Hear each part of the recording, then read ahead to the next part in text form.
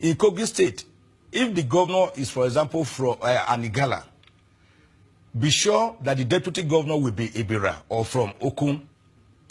In Edo State, if the governor is from Benin, that's Edo South, be sure that the deputy governor will be from Edo North or Edo Central. This is with a view to give vent to our republicanism, to our federalism. We are a federal setup. We are not a unitary system of government. What it means today, Ruben, is that the president can decide to sit with the entire security to discuss Nigeria's security, and they could speak in one language, in Hausa language, because the chief of army staff is from there. The chief of air staff is from there. The Inspector General of Police is from there. The Director General of SSL or DSS is from there. The Comptroller General of Customs is from there. The Comptroller General of Immigration is from there. The Comptroller General of Prisons is from there. The Director General of NIA, DIA is from there. The acting chairman of EFCC is from there. Indeed, so when I went abroad 2 weeks ago, and I just came back, some people in the US asked me, is your country an Islamic republic? And I said, no. Why do you ask? They said, because every name they are saying is either a Yusuf or a Muhammad or a Bawa. And I said, well, it is not. We are a republican country. We are a federal setup. I think, I do not know who is advising Mr. President. I think a lot of violence is being done to Nigerian unity. A lot of violence is being done to the sense of belonging of the average Nigerian. I am from Ijukwe, a small village near Agenibode, in the East local government area of Edo State. I want to feel that I belong to Nigeria. Yes. Chief Ozkhome, there are some people who have argued that, look, yes, if you look at Yusuf Bichi's profile, that his experience is competent. I mean, he had even retired. He was recalled from retirement to come and take on this assignment. And we should be talking about competence rather than his geographical extraction. To me, that argument stands logic on its head. It doesn't even fly at all. And you yourself know that argument. Then if we feel that it is all about competence, then let us destroy the Constitution. Let us throw away the Constitution into the sea. So that we are operating a military system of government or a unitary system of government. You cannot talk about are there no competent Nigerians from other sections of the country? Look, my local government alone, East local government alone, you can have a president of Nigeria, vice president of Nigeria, all the 36 ministers, all the other 6 ministers from the 6 geopolitical zones. You can have all the heads of MDAs. But is that what?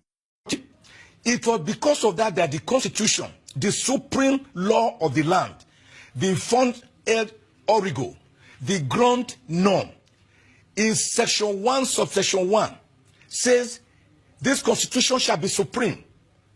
He said this Constitution shall be supreme. And under section 1, subsection 3, says if any other law is inconsistent with the provisions of this Constitution, that other law shall be null and void to the extent of the inconsistency. Yeah, but we're talking about national security.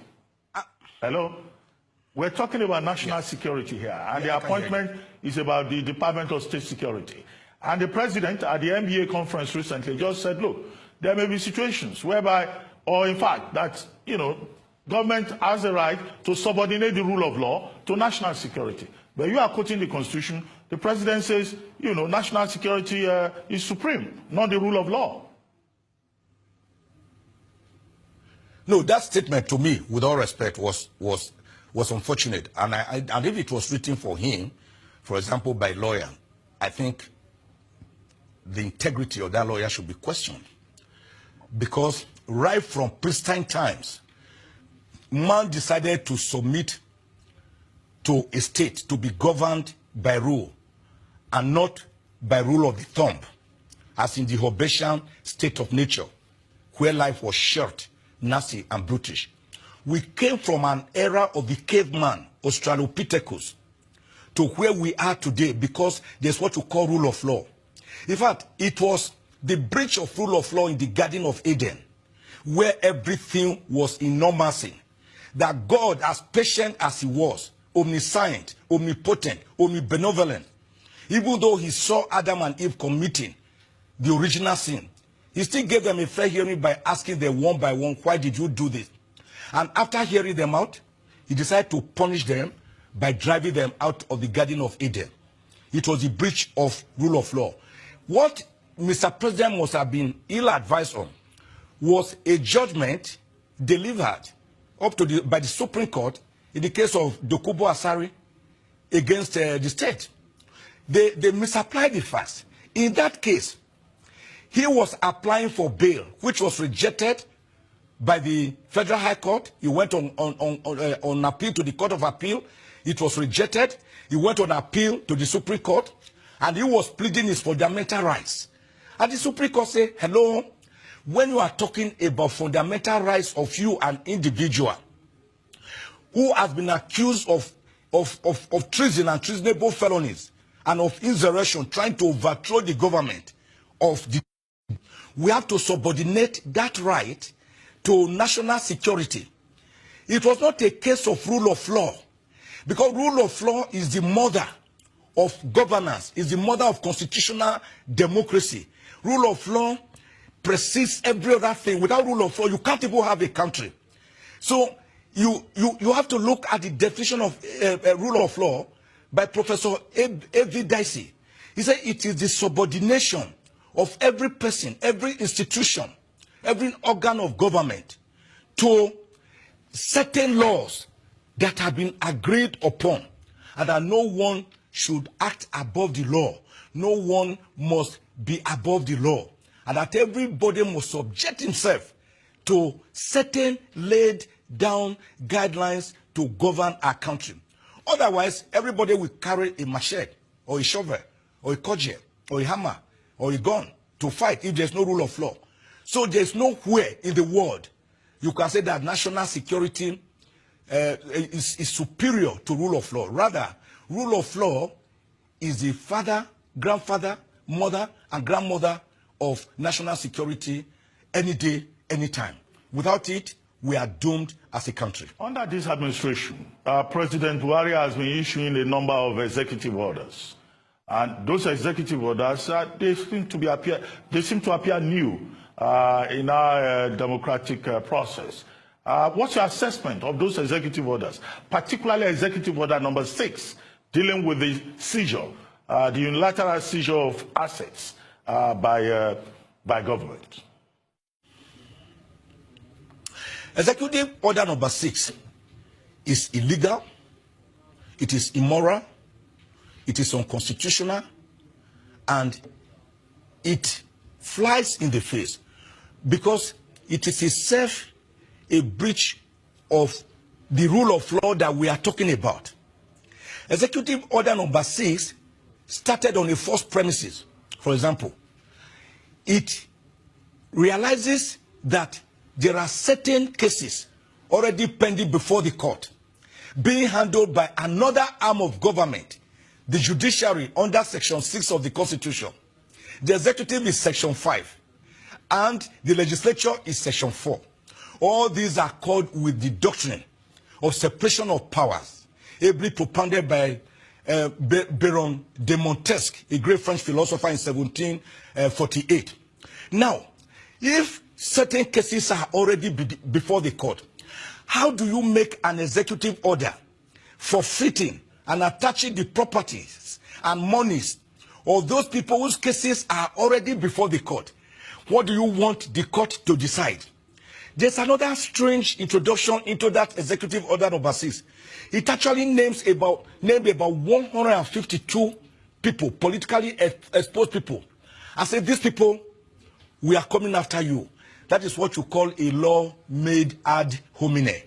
Any law made ad hominem targeted at particular persons or a group of people is already a bad law ab initio because it is unconstitutional. A law must be applicable to the generality of the people without discrimination. So Executive Order number 6 seeks to misappropriate, not appropriate, the powers of the judiciary and also the powers of the National Assembly to make laws for the peace, order, and good government of Nigeria, which the National Assembly has already done by promulgating the ICPC Act, the EFCC Act, the Nigeria Police Act, and all the National Intelligence Agency Act, under which you have the NIA, DIA, and DSS. So you cannot now go into the realm of another part of government to go and take over their powers. Otherwise, the judiciary itself will be useless. Don't forget that the president, about 2 years ago, said the judiciary was his headache. And of course, we saw what the DSS did. They wore hooded masks. They descended on houses of judges in the wee hours between 12 midnight and 6 a.m. None of them has been convicted. Dragged them, some of them on the floor of their bosses. They went later to the National Assembly, blocked it, subjected people to indignity and inhumanity.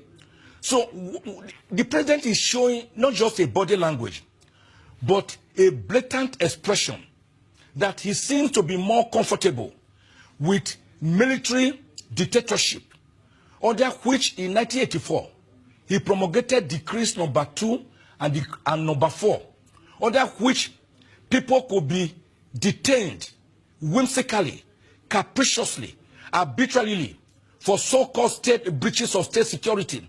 And don't forget, under Decree 4, truth, even if you uttered truth, but which was embarrassing, was criminalized, under which Unduka Irabo of the Guardian and Tude Thompson of the Vanguard were detained until Nigerians started crying out. And in fact, they were sentenced. So we cannot rule by brute force or rule of the thumb. It cannot work. Well, democracy, constitutional democracy, means that we must subject all government actions to the rule of law, to the acid test of constitutionalism, and that you must obey the Constitution, which is the ground norm. If you don't obey the Constitution, then you are destroying democracy. If I may cut in here at this point. Now, if you look at the Buhari government, there are many senior lawyers in that government, including the vice president, who is a professor of law, including your former teacher, Professor Ishesage. But you've been talking about rule of law, respecting the Constitution. And yet there are lawyers in that government. Your former teacher, for example, Professor Sage, in one particular case involving the Minister of Finance, who has issues with our exemption certificate from NYSC, the professor said, look, the law is not important. What is important is the competence of Kemi Adeosun, and that Kemi Adeosun is useful to the government, and nobody should talk about any certificates.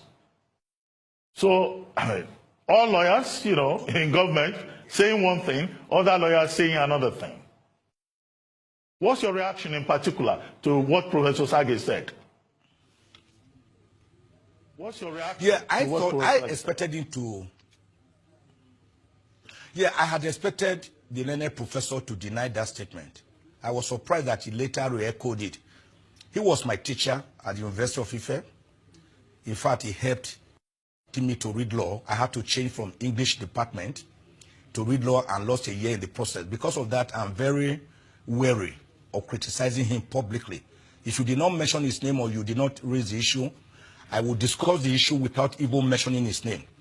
But I think that statement, to me, is unfortunate, because he is saying that competency, not integrity, not lawfulness, should determine how a person should be retained in government. That, to me, suggests the narrow definition that this government has so far given to the issue of corruption.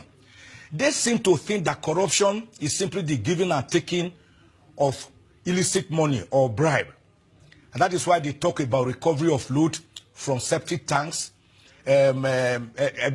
graveyards, cemeteries, supermarkets, airports. Of course, we are not seeing the evidence of this looted fund, where they are kept, because we have been hearing that the same looted fund, which has been recovered, is being relooted. Now, I wrote last year to the acting president, Professor Oshibanjo SAM, to let Nigerians know how much has been gotten from these looters, how much money, where are the properties. I didn't get any reply. So that narrow definition of corruption is what is bedeviling the government. They do not seem to understand that political corruption is even more dangerous, more odious than economic corruption, because political terrain gives birth to the economic terrain. If your political organogram is wrong, your economy has to be wrong. Nothing like oil subsidy, that it was a scam. As at that time, about 500 billion naira was being used annually for on oil subsidy. Today, this government has used over 2 trillion naira on oil subsidy, but quietly and under the rug. Where is this money coming from? Was it appropriated by the National Assembly? They have to give us answers. All the so-called looted funds that have been recovered, the monies, the properties, where are they? Can they give an account to Nigerians? Because what is happening today, Ruben, is that once you cross over, of course, PDP and APC, like I've always said, are the same 6.5 dozen. The same Prince of Denmark, and the same Akara, the same Momoy, and the same beans. They are one and the same. The leading lies today, about 95% in APC, were either governors or ministers or legislators in the PDP. So there's really no difference between them. But what is happening is that once a person crosses over from the PDP to the APC, even without any ideological delineation, like Naaman the leper, who was dipped into River Jordan 7 times, and he became cleansed of his leprosy, that person automatically becomes clean. He becomes politically correct. This government hugs corruption. It embraces corruption. Chief Ozkhome, but does not see anything wrong in... Some members of this administration, the Buhari administration, claim that you are critical of the government because many of the clients you represent in court have one issue or the other with the government in terms of, crimes, alleged crimes that may have been committed, and that you are a biased critic of the government. Such people should read my history. Go and read my statement even on January 24 during the Oka coup. That's in 1990. That's about 28 years ago. They should know that I am one of the co-founders of the first human rights body in Nigeria, the Civil Liberties Organization, which we founded on the 15th of October, 1987. If they look at my history, they will notice that I have been correct, I have been objective in my analysis. In fact, today I handle more cases, for your information, for APC people than for PDP people. And by the way, even if my clients were from one political party, the rules of my professional ethics, the legal profession, and Section 36 of the Constitution, the law that we have to operate and obey, says that a litigant is entitled, any person accused of a criminal offense is entitled to be defended by a lawyer of his choice. I was with Gani Fawemi. I was his deputy by 1985. He led me to defend Colonel Peter Obasa. He led me to defend Chief Killer. He led me to defend Isaac Idio Udoka, Ibrahim Diko. He led me to defend others. So it is the right of an accused person to choose a lawyer. We call it the cab rank rule. When you go to London, those black cabs is the one that is in front that you take. And in the case of Rosley and Wendy and Rosley, Lord Denny warned that you must not reject a case because of the unpopularity of that matter. Otherwise, people may end up being killed for nothing, even when they are innocent. Our criminal justice system is accusatorial. It is Anglo-Saxon based. It means that your innocence is presumed. And that has been appropriated in Section 36 of the Constitution. It's not inquisitorial, which is the French model, wherein your guilt is presumed. So every defendant has a right to defend himself. And the government prosecuting, don't forget, Ruben, are using the best lawyers, senior advocates of Nigeria, to prosecute these same people.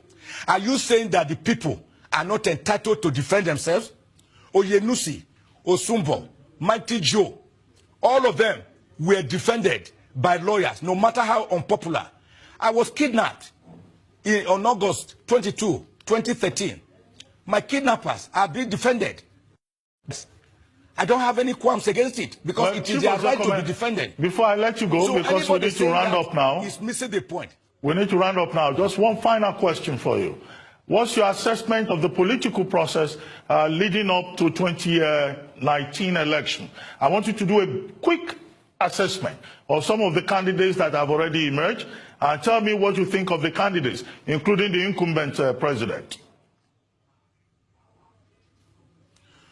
Well, I believe that the coming elections, let me predict, will be bloody, will be rigged.